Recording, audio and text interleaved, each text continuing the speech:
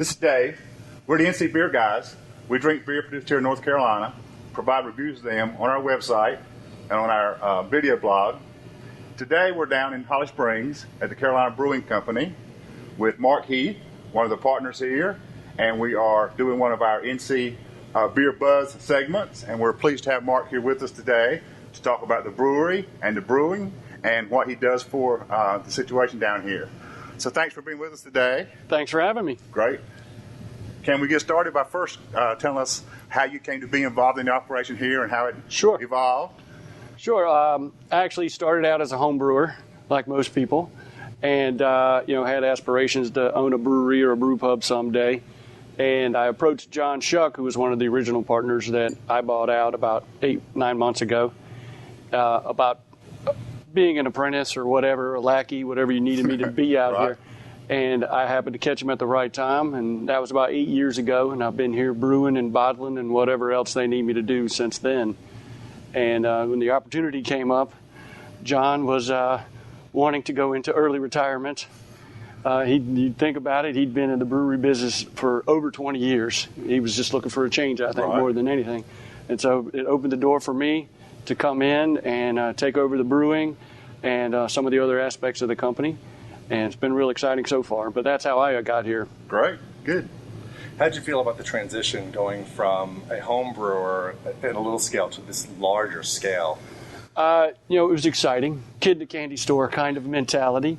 They looked at me like I was crazy the first time I'm raking the grain out of the mash with a big, silly grin on my face. The idea, I have not homebrewed since I started brewing on this scale. It just seemed like a waste of time to me. Right. I'm brewing 600 gallons at a batch versus 5 gallons. It wasn't very appealing to get that plastic bucket back out. Right. Is there a certain philosophy or a mission at Carolina Brewing that you guys strive for?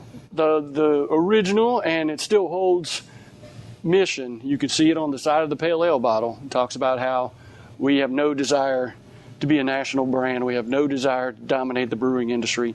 We want to make quality beer, keep it fresh, and keep it local. Of course, local's not what it used to be. Right. Local has stretched beyond the triangle, and that's what we're doing now. We got a slow growth in progress here. Our ultimate goal would be statewide North Carolina, and then I don't know, once we achieve that, then we can talk about jumping state lines. But And for now, where can folks find your brew?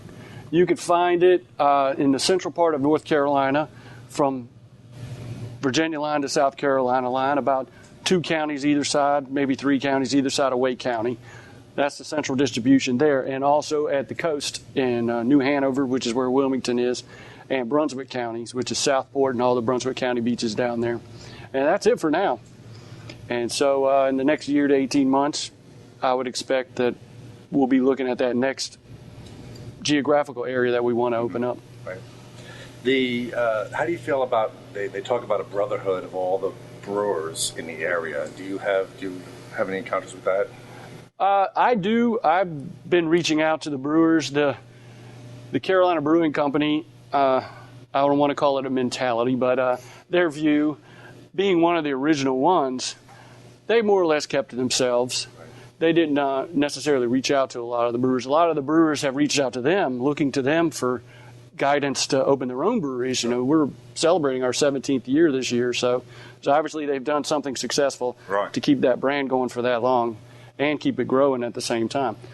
So that's one of the things I've been doing, is reaching out to the brewers and getting to know these guys. And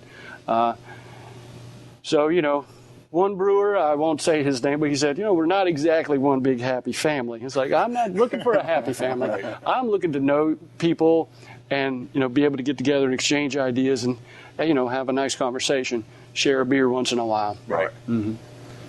One of the things we are always interested in is when you look at doing seasonal brews. Right. What inspires you? Is it about the season, or is it about a trend in the flavor, or what moves you to do something special for a season? For me personally, I can't speak for the other guys, they're not here. For me personally, it does have to do with the season. And you think about warm weather beers and you think about cold weather beers. For me, our winter porter is my favorite seasonal, and fall and winter are my favorite seasons of the year. You know, I grew up in North Carolina, so summer's kind of hit or miss, right. whether it's enjoyable or not. But I've been drinking the porter here since they first opened and started making that porter, and I love that beer. But then you talk about specialty one batch beers. We have our 4 seasonal beers, but then at Christmas time we like to make a high gravity beer. So, you know, the real winter warmer style beer, where our porter's not necessarily falling into that category. Is that always the same every Christmas? It is not. It changes up. Like this past year, we made a barley wine, which we've made 3 or 4 times in the past, and so you'll see things come back around. And then, you know, one of the most exciting times is right now, where we have our Belgian triple in the tank that we're making for our anniversary beer. And every year we try to make something. It may be the same style, but it's not going to be the same beer for the anniversary every year. And so that's always fun. Sure. A little nerve-wracking because you're stepping outside your normal comfort zone, but that's what makes it exciting too. Good. No, but do you, in that note, do you play with flavors and say, you know, like since you do a specialty cask or such, that you go, well, what if we tried this? Do you experiment with that? I do. That was one thing that always amazed me about John Shuck. Once he opened this brewery, 3 years in, he never made another test batch of anything. He'd write it down, read about it, write it down. He had it done. And it worked. Right. I never had a beer he made that I went, this doesn't work. Or it's not the same as I had last time I had this. Right. Right. Right. And so I'm trying to follow in that same vein of, you know, doing my homework, not feeling like I got to make 5-gallon batches to figure out what I want the beer to taste like.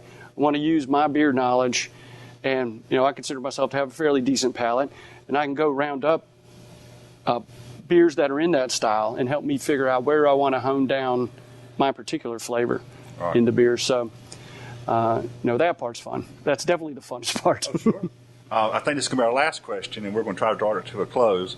What is the most unique flavor or unique ingredient you've ever experimented with, whether we ever knew it or would ever see it? What's the most unique thing you've ever done as a brewer? I want to say it was a groundhog beer, which is they picked Groundhog Day out of the hat of holidays, and we make a special beer every year, and that's a different beer every year. It's never been the same twice.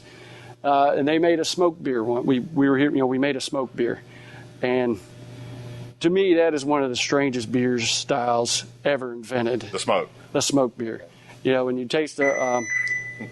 That's all right. Go ahead. Taste the smoked malt by itself.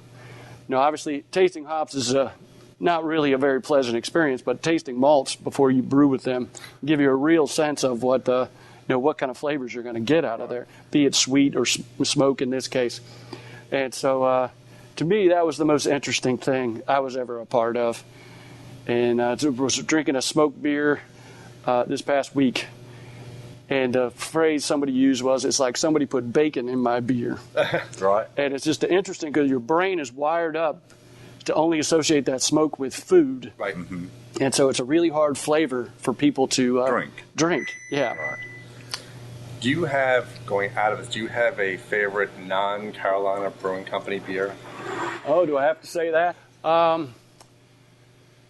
A North Carolina beer? Well, any beer you like.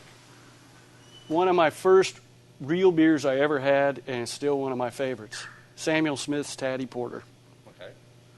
In my 20s, I went to England, sat on a stool in a pub in York, and drank Taddy Porter that probably came in that morning in the cask.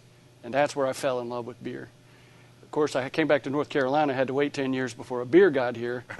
But to me, that one is near and dear to my heart, and still a fantastic beer. Great. Okay. Mark, we appreciate so much you being with us today. Yes, thank All you. right, thanks for coming out. So we're the NC Beer Guys. I'm Glenn. This is Dave. We hope you'll follow us on our website at ncbeerguys.com and follow these episodes at the NC Beer Buzz. Again, we're down at Carolina Brewing today, and we appreciate Mark being with us. And also, don't forget, they got tours. They got tours, that's right. Tours every Saturday at 1 o'clock, and we sell all our beers out of the brewery in kegs and bottles. So come on down and visit us. Sounds great. Until next time, guys, we'll catch you later.